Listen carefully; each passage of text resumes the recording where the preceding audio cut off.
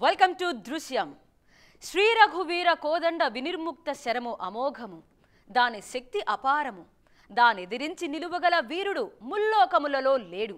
అంటే రామబాణ హతులై జీవించిన వారు లేరన్నది దాని సారాంశం. శక్తివంతమైన ఆగ్నేయాస్త్రంతో మట్టి కరిపించిన మారీచుడు ఇప్పటికీ ఉన్నాడంటే నమ్మగలమా? లేదు, నమ్మాల్సిందే అంటున్న ఆ గ్రామస్తుల వాదనలో నిజమెంత అన్నదే ఇవాల్టి దృశ్యం.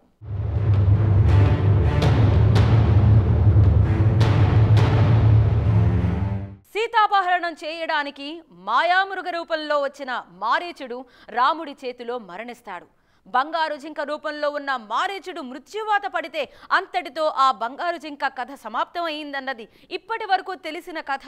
కానీ ఆ బాణం దెబ్బకు 100 యోజనాల దూరంలో పడ్డ మారీచుడు ఇంకా బతికే ఉన్నాడంటున్నారు ఛత్తీస్గఢ్ వాసులు. రాత్రి సమయంలో గోల్డ్ కలర్లో మెరుస్తూ కనిపిస్తాడంటున్నారు.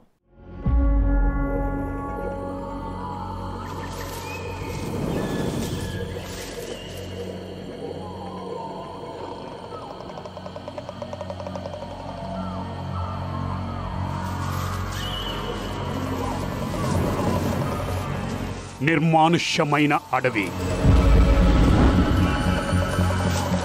చీమ చిటుక్కుమన్నా వినిపించేంత శబ్దం, నిశ్శబ్దపు శబ్దం.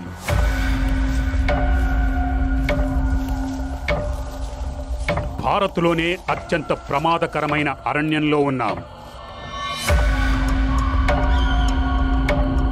రామాయణానికి సంబంధించిన ఆధారాల కోసం వెతుకుతున్నాం. అది యుగాల క్రితమే కనుమరుగైందని గ్రంథాలు చెబుతున్నా గిరిజనుల వాదన ఏంటంటే ఇప్పటికీ ఈ అడవిలో అది కనిపిస్తుందంటారు. కాంతితో వెలిగిపోయే బంగారు జింక కోసం మేము చీకట్లో వెతుకుతున్నాం. అప్పుడే ఓ స్వరం వినిపించింది.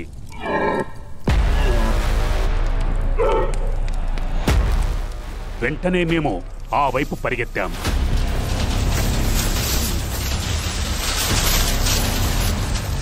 इतनी रात को मैंने हिरण की आवाज सुनी.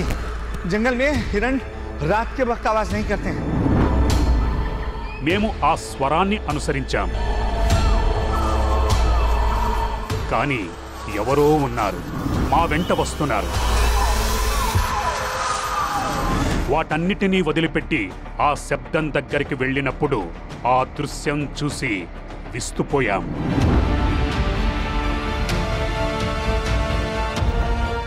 వాల్మీకి రామాయణంతో ప్రారంభమైన ఈ కథ చాలా ఆశ్చర్యకరమైన దశల్లో సాగింది. వాల్మీకి రామాయణంలోని అరణ్యకాండలోని 43వ కాండలో దీనిపై ఇలా వ్రాశారు. సీతను అపహరించడానికి రావణుడు మారీచుణ్ణి పంపాడు. అప్పుడు బంగారు జింకలా మారి సీత దగ్గరకు వెళ్తాడు. ఆ సమయంలో శ్రీరాముడు బంగారు జింకలా మారిన మారీచుణ్ణి వధిస్తాడు. ఇది ఛత్తీస్గఢ్ కథ. ముంగేలి జిల్లా గిరిజనుల వాదనకు సంబంధించింది. నేటికి అడవిలో బంగారు జింకలున్నాయని అంటారు. రాత్రి సమయంలో గోల్డ్ కలర్లో మెరిసిపోతాయంటారు. వాటిని ఇక్కడి వారు మారీచుడి అవతారంగా భావిస్తున్నారు. గిరిజనుల వాదన నమ్మశక్యంగా అనిపించలేదు. కానీ ఇది దండకారణ్యానికి సంబంధించిన కథ. ఇక్కడ రామాయణానికి సంబంధించి చాలా ఆధారాలున్నాయి.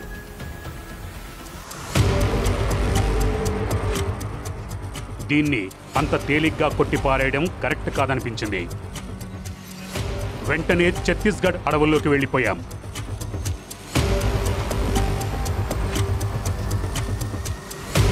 మా మొదటి గమ్యస్థానం ఏంటంటే బంగారు జింకలను చూసే ప్రదేశం. దాని మొదటి అడుగు ఆదివాసీ గ్రామం. వాళ్లే బంగారు జింకను చూసినట్టుగా చెప్పారు. అందుకు రామాయణంతో ముడిపడిన అనేక పాత్రలున్నాయి. जिसका वास्ता सीधे सीधे रामायण से है. जिसका वास्ता रामायण काल में माँ सीता हरण के समय रावण और मारीच के संवाद से है. और जिसका वास्ता है स्वर्ण मृग से. क्या आज भी इस दंडकारण्य के हिस्से में स्वर्ण मृग देखने को मिलते हैं? और अगर देखने को मिलते हैं तो वो कैसे दिखते हैं? మేము ఛత్తీస్గఢ్లోని అచానక్ మార్ టైగర్ రిజర్వ్ ప్రాంతంలో ఉన్నాం.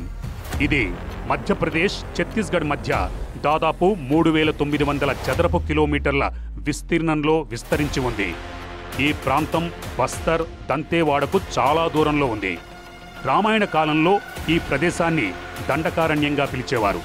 అంటే లంకరాజు రావణుడు పాలిస్తుండేవాడు. దట్టమైన అడవిలో ఆ గ్రామాన్ని వెతకాలి. సవాల్ పెద్దదే. బాలకాండలో 25, 26, 27వ ఖండం ప్రకారం సీత అపహరణకు ముందు శ్రీరాముడు మారీచుడు ఒకరికొకరు ఎదురుపడ్డారు. అది శ్రీరాముడు తడ్కాను చంపిన కాలం. మారీచుడు తడ్కా సైన్యానికి చెందిన యోధుడు. తడ్కా తర్వాత శ్రీరాముడు మారీచుడిపై కూడా బాణం వేస్తాడు. అప్పుడు మారీచుడు దాదాపు 800 మైళ్ల దూరంలో పడిపోతాడు. ఈ రామకథను ఇప్పటి భూగోళంతో పోల్చి చూస్తే ఆశ్చర్యకరమైన వాస్తవాలు వెలుగు చూశాయి. తడ్కాను చంపిన ప్రదేశం నేడు బీహార్లోని బక్సర్లో ఉంది. అక్కడి నుంచి దాదాపు 800 మైళ్ల దూరంలో ఆగ్నేయ దిశగా ఛత్తీస్గఢ్లోని అచానక్మార్ అడవి ఉంది. ఇక్కడే బంగారు జింకను చూశారన్న వాదన ఉంది. మనం తెలుసుకోవాల్సింది ఒక్కటే, నిజంగా ఇక్కడ బంగారు జింక ఉందా? ఉన్న ఒక్క జింకను శ్రీరాముడు చంపాడు. ఆదివాసులు చెబుతున్నట్టుగా అది బంగారు జింకనేనా, లేదంటే మరేదైనానా? ఆ గ్రామానికి చేరుకున్నాకే అది తెలుస్తుంది. కొంచెం ముందుకు వెళ్లేసరికి ఆ ఊరు కనబడింది. ఇక్కడ దొరికే సమాచారమే అన్వేషణను ముందుకు తీసుకెళ్లనుంది.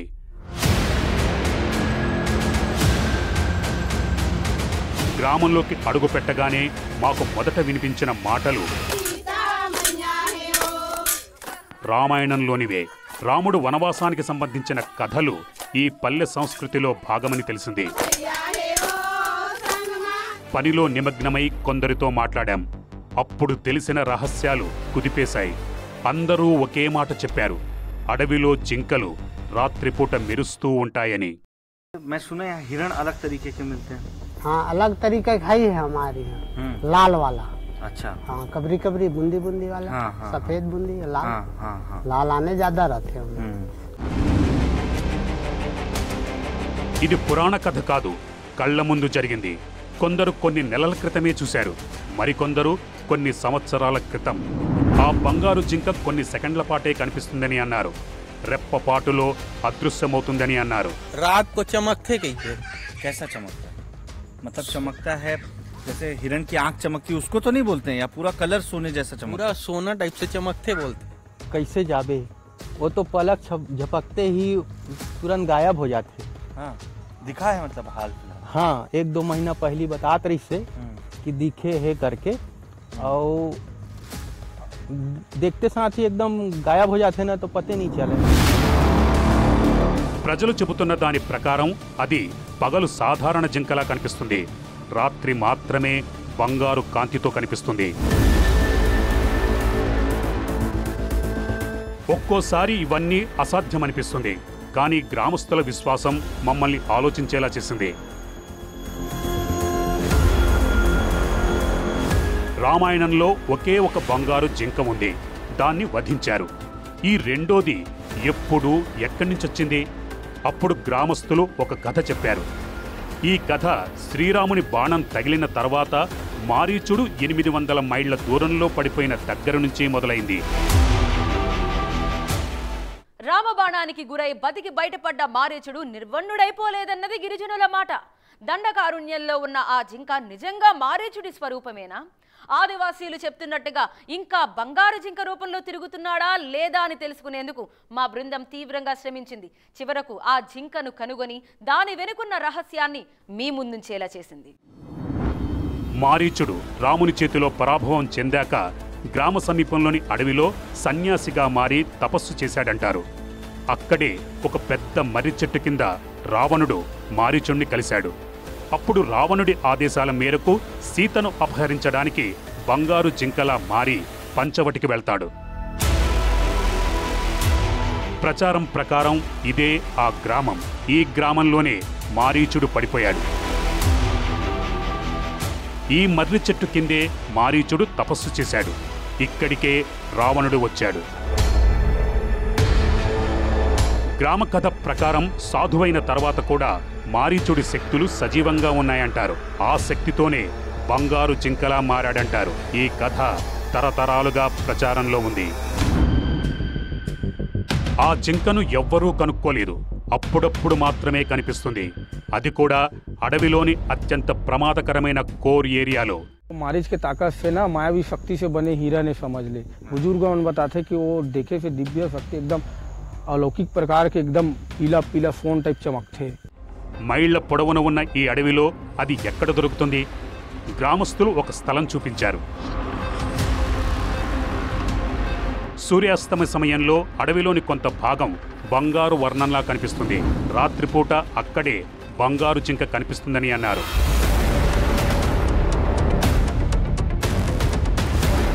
విశ్వాసమైతే లేదు, కానీ కొత్తది ఏదో దొరుకుతుందన్న ఆశ ఉంది. గ్రామస్తులు చూపించిన మార్గంలో నడుస్తూ అడవిలోకి వెళ్ళాం.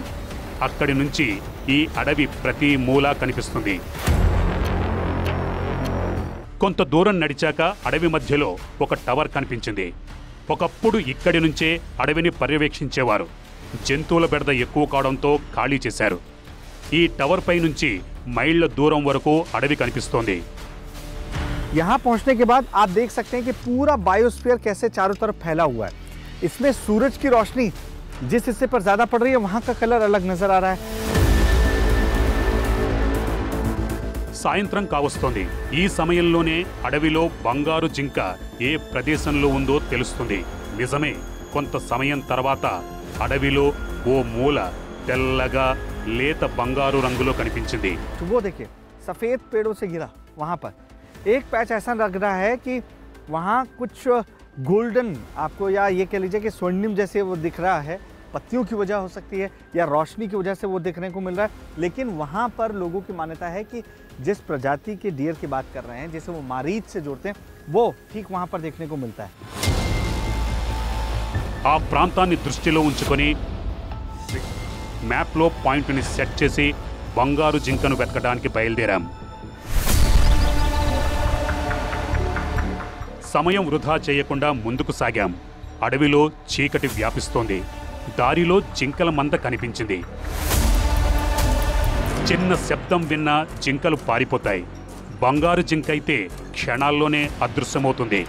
మరి దాన్ని కెమెరాలో బంధించడం ఎలా? ఎన్నో చిక్కులున్నాయి, అయినా ఆగలేదు. हम उस जगह पर आ चुके हैं जो हमने वो सामने वहाँ वॉच टावर से मार्क की थी। और अब देखिए शाम हो चुकी है और आसपास जो सूरज की रोशनी है वो बहुत छन छन कर पहुँच रही है। मुझे लग रहा है कि हमें जल्द से जल्द कोई समतल जगह खोजनी होगी जहाँ हिरणों की चहलकदमी ज़्यादा रहती है। కాసేపటికే రాత్రయింది. చీకట్లో అడవి మరింత భయానకంగా కనిపిస్తుంది. చిన్న శబ్దం కూడా భయపెడుతుంది. వెతకడానికి చాలా సమయం పట్టింది. ఏమీ కనిపించలేదు. అడవిలో భయంకరమైన శబ్దాలు పెరుగుతూ పోయాయి. ఇప్పుడు మంటలు వేయడం తప్ప మరో మార్గం లేదు. అగ్ని వలయంలో మేము సురక్షితంగా ఉన్నాం. కానీ మా కళ్ళు అడవిపైనే ఉన్నాయి. అగ్ని వెలుగులో మా శోధన కొనసాగింది. ఆరిపోతున్న మంటలు మమ్మల్ని తిరిగి పిలిచాయి. మేము మళ్ళీ మంట పెట్టడంలో నిమగ్నమయ్యాం. అప్పుడే ఒక శబ్దం వినిపించింది.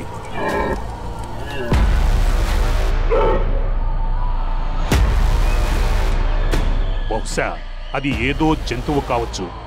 కాగడా పట్టుకొని అటువైపు కదిలాం. కుతూహలంగా ఉంది, భయంగానూ ఉంది.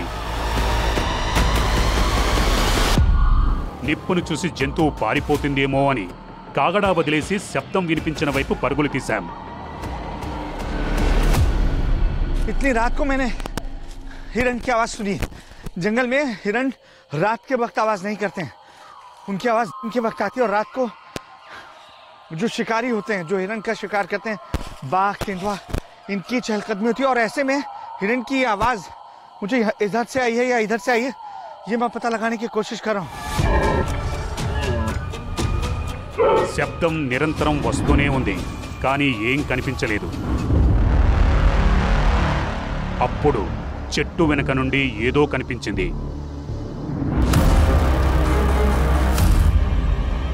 మా కళ్ళు పెద్దవిగా మారాయి. అరే, అది ఓ జింక. కొంచెం భిన్నంగా శరీరం మెరిసిపోతోంది. బంగారం మాదిరిగా. మాకు చాలా ఆశ్చర్యం అనిపించింది. ఇది మా ఊహకు మించింది. అసలు ఏంటిది? అది కళ్ళ ముందు నుంచి అదృశ్యమైంది. మేము మెల్లగా ముందుకు నడిచాం. వెళ్ళిపోతూ మరోసారి మెరిసిపోయింది. मैं कोशिश करूं कि उसके जितने पास हो सके मैं पहुंच सकूं. इसके लिए ज़रूरी है कि बिना शोर किए हम आगे बढ़े धीरे धीरे. గ్రామస్తులు చెబుతున్న బంగారు జింక ఇదేనా? వేగంతో పరుగులు తీశాం. వెనకే వెళ్ళాం. కొన్ని క్షణాలు కనిపించి అదృశ్యమైపోయింది. I can't believe it. अरे कहाँ गया? हमने जो सुना था अजय, तुमने देखा? वो यहाँ था, ठीक है? वो कहाँ गया? यहाँ, वो इस जगह पर चमक रहा था जहाँ चांद की रोशनी में हर चीज सफेद दिख रही है. अजय, तुमने देखा वो कैसे चमक रहा था? ऐसा लगा जैसे किसी ने लाइट जला दी, लेकिन गया कहाँ? ఆ అద్భుతమైన జంతువు అడవిలోకి వెళ్ళిపోయింది. ఈ రాత్రి అడవిలోకి వెళ్లడం ప్రమాదం. మేము దాన్ని చూసిన ప్రాంతంలో ఓ చెట్టుకు గుర్తుపెట్టి ఆగిపోయాం. मुझे अभी भी यकीन नहीं हो रहा कि मैंने जो देखा वो इस जगह पर था. यही वजह है कि हमने इस पेड़ पर ये मार्क कर दिया है ताकि हम सुबह आकर एक बार फिर से ये जानने की कोशिश करें कि क्या वाकई यहाँ पर जो हमने देखा वो सिर्फ रात को होता है या सुबह भी उसकी कोई 1% भी पॉसिबिलिटी है कि हम यहाँ पहुँचने के बाद वो दृश्य हम एक बार दोबारा देख सकें. మేము మంట దగ్గరికి వచ్చి పడుకున్నాం. అలసటతో త్వరగా నిద్రపట్టింది. ఉదయం అవుతుండగానే మేము వెతకడం ప్రారంభించాం. కానీ లాభం లేదు. గ్రామస్తులు చెబుతున్న దాని ప్రకారం రాత్రి మాత్రమే బంగారు జింక కనిపిస్తుంది. ఇప్పుడది కంటి ఎదురుగా ఉన్నా గుర్తుపట్టలేం. భారతదేశంలో మొత్తం 8 జాతుల జింకలున్నాయి. అందులో బరాసింగా, సాంబార్, చీతల్, పడా, కాకడ్ జింకలు మైదాన ప్రాంతాల్లో కనిపిస్తాయి. హంగస్ జాతివి కాశ్మీర్లో, డాన్సింగ్ జాతివి మణిపూర్, కస్తూరి జింకలు హిమాలయాల్లో ఉంటాయి. వాటిలో వేటి చర్మం మెరవదు. మిగిలింది ఒకే ఒక్క దారి. మేము నేరుగా ఫారెస్ట్ ఆఫీసర్ ఆఫీస్కి చేరుకున్నాం. ఒక్కటే ప్రశ్న, అడవిలో బంగారు వర్ణంతో కనిపించే జింకలు ఏమైనా ఉన్నాయా? మా ప్రశ్నలను అధికారి కొట్టిపారేశాడు. नहीं, ऐसा तो कुछ नहीं. चमकने वाला ऐसा कोई डियर नहीं है. और ये जो हमारे 4 प्रजाति हैं यही इधर पाए जाते हैं बेसिकली. कोई ऐसा स्पीशीज होने के चांसेस भी नहीं होते कि गोल्डन या नहीं, वो तो मतलब पता नहीं, मतलब कुछ इल्यूजन हुआ होगा. ऐसा गोल्डन ऐसा कोई, मतलब आप उसका अगर कोट की बात करें, गोल्डन कोट हो सकता है, बट ऐसा चमकने वाला कोई स्पीशीज नहीं है ऐसा. ఈ అడవిలో నల్ల చిరుత, తెల్ల ఎలుగుబంటి లాంటి అరుదైన జంతువులున్నాయి. ఆ బంగారు జింక కూడా అలాంటిదేమో. కానీ దాని గురించి సమగ్ర సమాచారం ఎవ్వరి దగ్గర లేదు. ఇక్కడితో ఈ కథ ముగిసింది. కానీ మా ప్రశ్న ఇంకా అలాగే ఉంది. రాత్రి మాకు కనిపించింది ఏంటి?